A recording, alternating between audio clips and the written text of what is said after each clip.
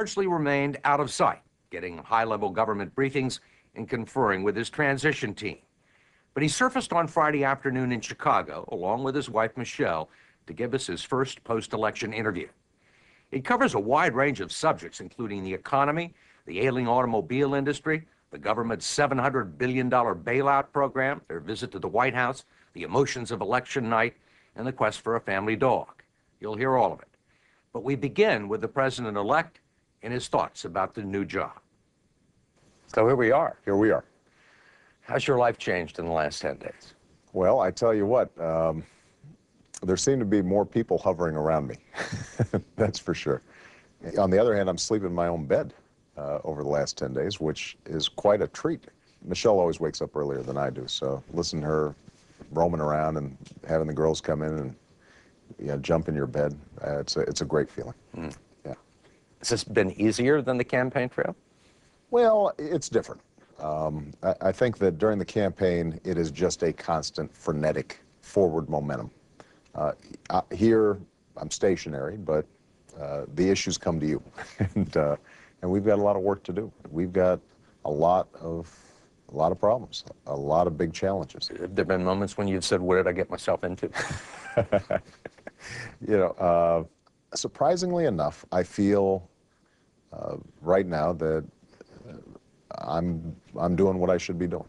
That gives me a certain sense of calm. I will say that the challenges that we're confronting are enormous, and they're multiple. And so there are times during the course of a given day where you think, where do I start? What have you been concentrating on this week? A couple of things. Number one, I think it's important to get a national security team in place, because transition periods are potentially times of vulnerability to terrorist attack. We want to make sure that there is as seamless a transition on national security as possible. Obviously, the economy, talking to top economic advisors about how we're going to create jobs, how we get the economy back on track, and what do we do in terms of some long-term issues like energy and healthcare, and how do we sequence those things in a way that we can actually get things through Congress. Are you in sync with Secretary Paulson in terms of how the $700 billion is being used? Well, look, Hank Paulson has worked tirelessly under some very difficult circumstances. We've got an unprecedented crisis, or at least something that we have not seen since the Great Depression. And I think Hank would be the first one to acknowledge that probably not everything that's been done has worked the way he had hoped it would work.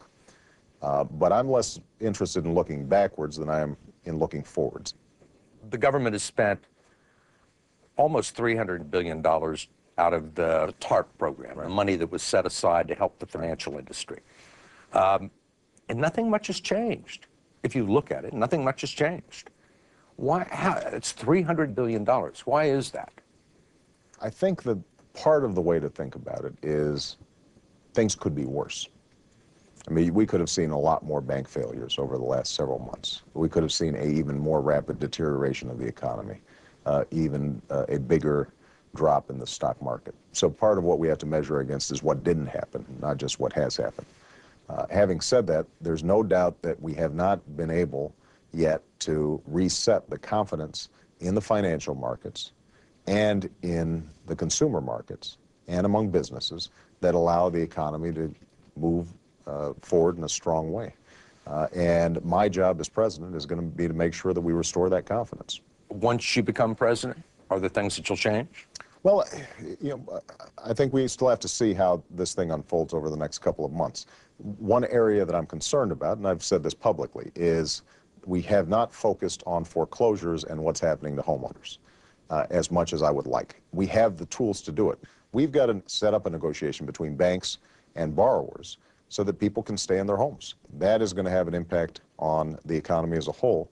And one thing I'm determined is that if we don't have a clear, focused program for homeowners by the time I take office, we will after I take office.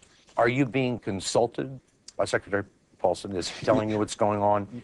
You know, what we've done is we've assigned somebody on my transition team who interacts with them on a daily basis.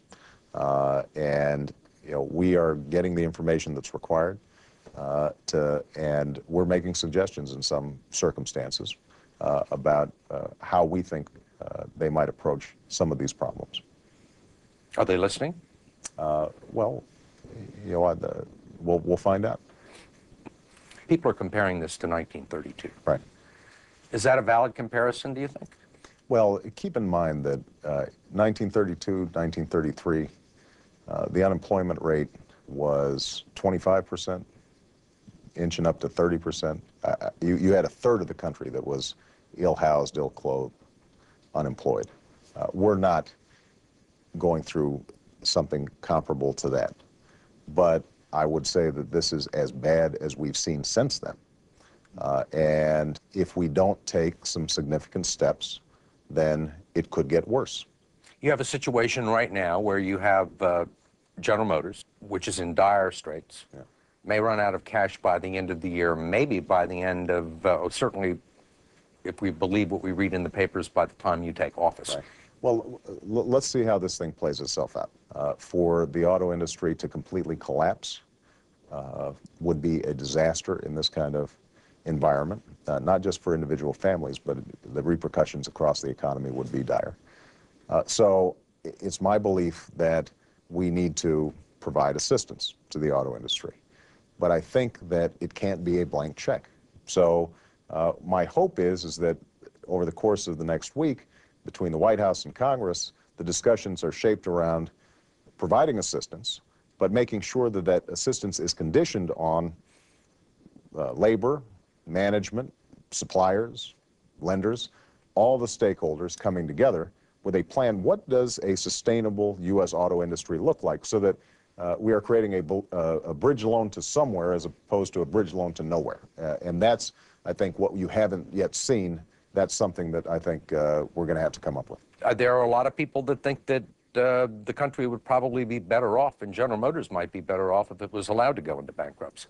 Well, under normal circumstances, that might be the case, in the sense that you'd go through a restructuring, like the airlines had to do in some cases, and then they come out and there's still a viable operation, and they're operating even during the course of bankruptcy.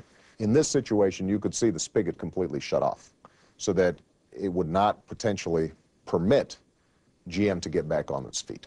And I think that what we have to do is to recognize that these are extraordinary circumstances. Banks aren't lending as it is. They're not even lending to businesses that are doing well, much less businesses that are doing poorly. And in that circumstance, the usual options may not be available. When the price of oil was at $147 a barrel, there were a lot of spirited and profitable discussions that were held on energy independence. Now you've got the price of oil under $60. Right.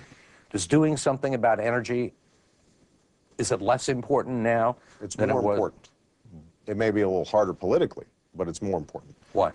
Well, because this has been our pattern, is we go from shock to trance. Oil prices go up, gas prices at the pump go up, everybody goes into a flurry of activity, and then the prices go back down, and suddenly we act like it's not important, and we start filling up our SUVs again, and as a consequence, we never make any progress. It's part of the addiction, right?